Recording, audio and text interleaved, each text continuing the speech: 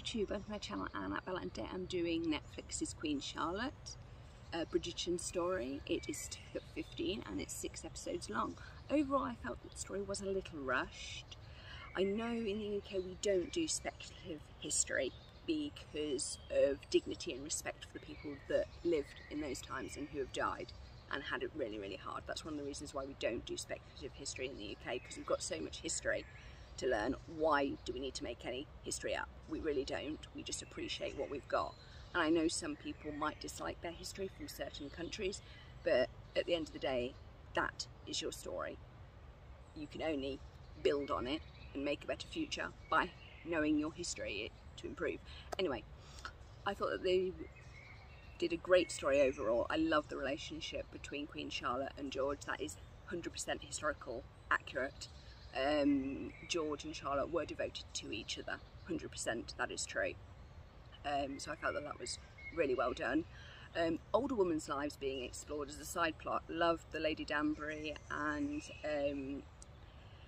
yes, Bridgerton, Violet Bridgerton.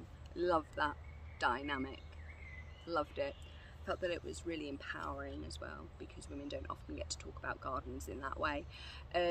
Overall, it was good. It was really well done, though I will point this out, actually George and his farming, he didn't just farm crops, he also farmed animals, and he was exceptionally good at it.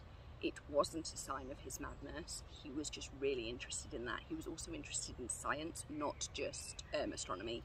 He really enjoyed anything mechanical. He was an incredibly intelligent man. In real life, his first mental breakdown happened a lot later, and specifically he had 15 children. Of these 15 children, only 13 lived. He lost an elder daughter, Emily, as a teenager, and that affected him. And then he also lost 2 little boys.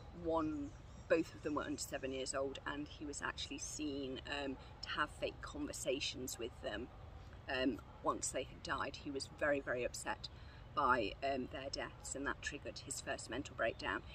His first mental breakdown they were able to bring King George back from, and he was able to be a steady king. Unfortunately, the older he got, his health deteriorated, whether it was physical, whether it was mental. I respect the fact that the Netflix didn't actually tell you what it was. I thought that was really well done, because we don't know. There's lots of theories. There is a great movie called George III, which is about his madness, and that is wonderfully played. Absolutely wonderful film. This is a really good story about Queen Charlotte, the young Queen Charlotte, and what she went through, and it is true. They did live at Kew. In fact, Queen Charlotte had a special cottage at Kew that she went and lived in, whilst George lived in the big house. And in fact, it was better for the royal family's health, because London, as I've explained in previous videos, was not a pleasant place to live.